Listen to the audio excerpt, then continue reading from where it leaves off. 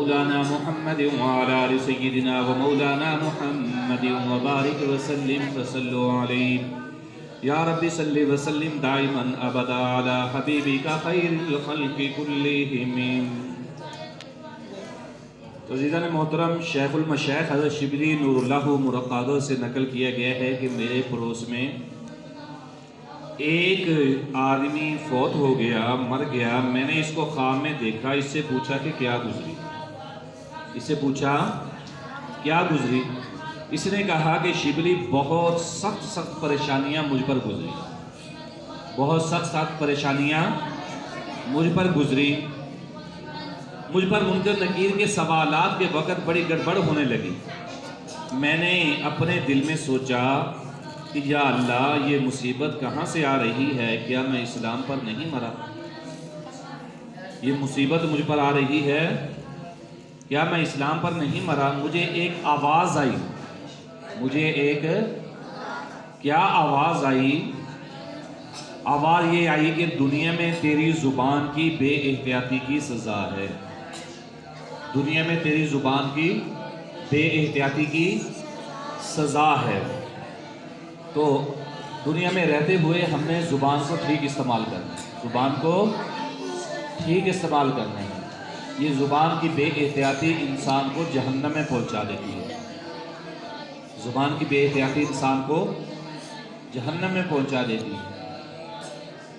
آج کل تو دور یہ آ گیا ہے کہ کوئی دوست کسی کو مخاطب کرتا ہے، کسی کو بلاتا ہے، ساتھ گالی بھی نکالتا ہے اور عجیب و غریب باتیں سننے میں آتی ہیں. کوئی ایک دوسرے کو مخاطب کرتا ہے، حالانکہ زبان کا اصل طریقہ یہ ہے کہ اللہ جل جلالہ کے ذکر کے ساتھ ہر وقت رطب اللسان رہے.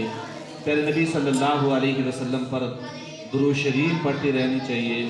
اور اس کی زبان سے کوئی لفظ اگر ادا ہو تو ایسا ادا ہو کہ اچھائی بغیر زبان سے کوئی لفظ نہ نکلے، اچھائی بغیر کوئی لفظ زبان سے نہ نکلے. تو اچھا لفظ زبان سے نکلے، ورنہ خاموشی اختیار کرے، ورنہ خاموشی اختیار کرے. تو انہوں نے کیا جواب دیا کہ آواز جو مجھے آئی تو جواب میں یہ فرمایا گیا کہ یہ تیری زبان کی بے احتیاطی ہے. دنیا میں جو تیری زبان بے احتیاطی سے چلتی تھی، جب ان دونوں فرشتوں نے میرے عذاب دینے کا ارادہ کیا تو ایک نہایت حسین شخصیت میرے اور ان کے درمیان حائل ہو گیا.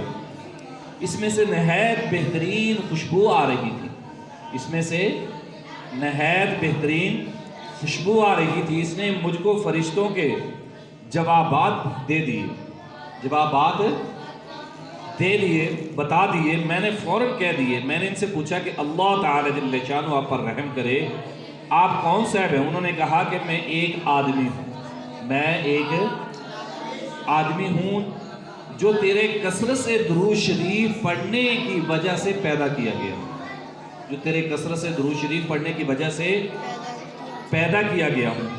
اور مجھے یہ حکم دیا گیا ہے کہ ہر مصیبت میں تیری مدد کروں، ہر مصیبت میں تیری مدد کروں. نیک اعمال بہترین صورت میں اور برے اعمال کبیس صورت میں آخرت میں مشمل ہوتے ہیں.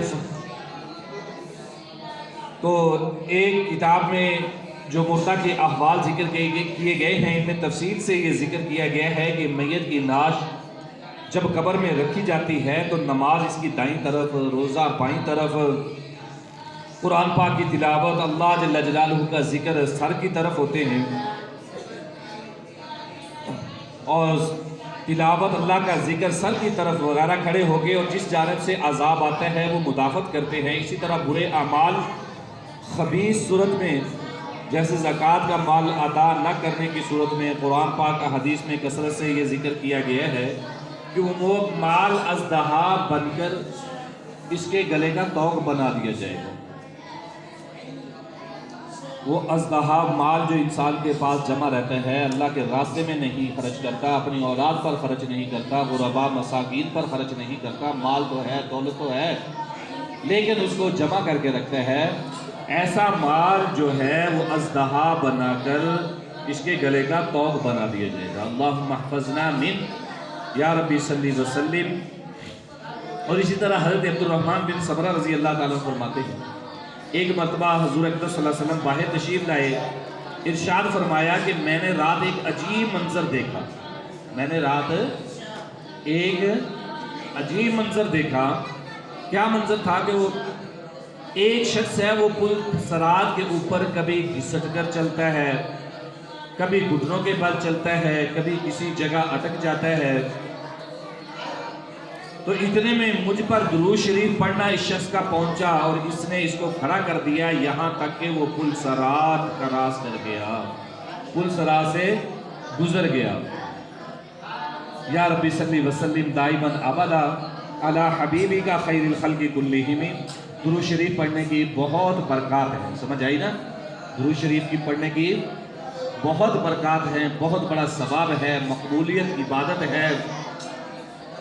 تو عزیزان محترم کثرت کے ساتھ درود شریف پڑھتے رہنا چاہیے۔ فرض عبادت جو فرض عین چیز ہے اس کی تو معافی ہے ہی نہیں، جیسے نماز فرض ہے اس کے اندر گنجائش نہیں، معافی نہیں، اور روزہ فرض ہے، حج فرض ہے، زکوٰۃ فرض ہے، رمضان المبارک کے روزے فرض ہیں، یہ تو فرض عین چیزیں ہیں، سمجھ آئی نا؟